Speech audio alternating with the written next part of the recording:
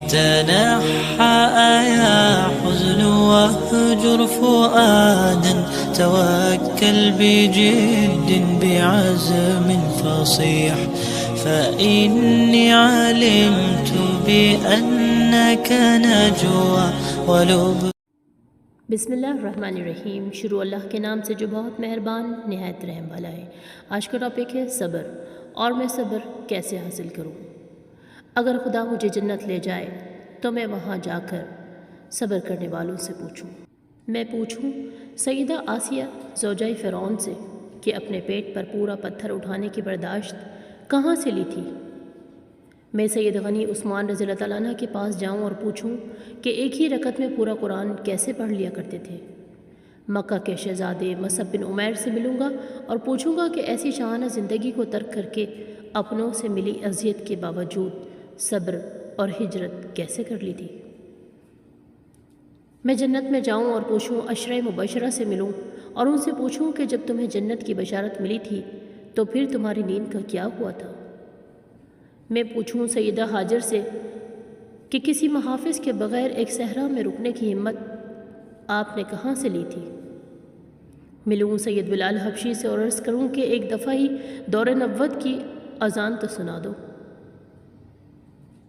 اور پوچھوں سیدنا یوسف علیہ السلام کے پاس جا کر کہ مچھلی کے پیٹ کا عرصہ آپ نے کس طرح اور کیوں کر گزارا۔ پوچھوں سیدنا علی المرتضیٰ کے پاس جاؤں اور پوچھوں کہ اپنے لڑکپن میں رسول اللہ صلی اللہ علیہ وسلم کی ہجرت کے وقت ان کے بستر پر بغیر خوف کے سو جانے کی ہمت کہاں سے لی تھی۔ میں سیدنا صدیق اکبر رضی اللہ تعالیٰ عنہ کی حضور حاضری دوں اور ان سے سوال کروں کہ جب رسول اللہ صلی اللہ علیہ وسلم کی وفات ہو چکی تھی تو آپ نے ایسی استقامت کیسے دکھا لی، جبکہ آپ تو دل کے بھی نرم تھے، آنسوں میں بہنے کو تیار رہتے تھے۔ میں سیدنا موسیٰ علیہ السلام کے پاس جاؤں اور پوچھوں کہ آپ نے فرعونی جبر کا مقابلہ کیسے اور کیوں کر کیا۔ میں سیدنا عمر بن خطاب کے پاس جاؤں اور ان سے کہوں کہ سیدی عمر، مجھے آپ سے بے پناہ محبت ہے، آپ کے نام سے نازل ہونے والی سورت مجھ سے زیادہ حبیب ہے۔ پھر میں اپنے حبیب حضرت محمد صلی اللہ علیہ وسلم کی مجلس میں بیٹھوں، ان سے ڈھیر ساری باتیں کروں، حال دل کہوں، ان سے کہوں کہ دنیا میں آپ کو دیکھنے کا شوق ہی رہا اور آج خداوند عالم نے آپ کے دیدار سے میری عزت میں اضافہ کر دیا ہے۔ اور پھر پوچھوں کہ آقا مجھے اپنے جد و جہد کا قصہ سنائیے، اپنے صبر کا قصہ سنائیے، مجھے بتائیے کہ جو آپ کے ساتھ گزری، مجھے بتائیے کہ ان حالات میں جب اپنے ہی آپ کے دشمن ہو گئے تھے تو آپ نے صبر کیسے اور کیوں کر کیا۔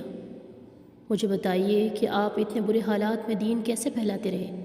اے اللہ مجھے صبر کرنے والوں اور شکر کرنے والوں میں سے بنا دے، کیونکہ آپ نے ہی قرآن پاک میں فرمایا ہے کہ صبر کرنے والوں کے ساتھ میں ہوتا ہوں، ان اللہ مع الصابرین۔ اور دوسرے مقام پر اللہ رب العزت آپ قرآن پاک میں فرماتے ہیں کہ صبر اور نماز سے میری مدد حاصل کرو۔ اے اللہ میری مدد فرما، اے اللہ میری مدد فرما، آمین ثم آمین یا رب العالمین۔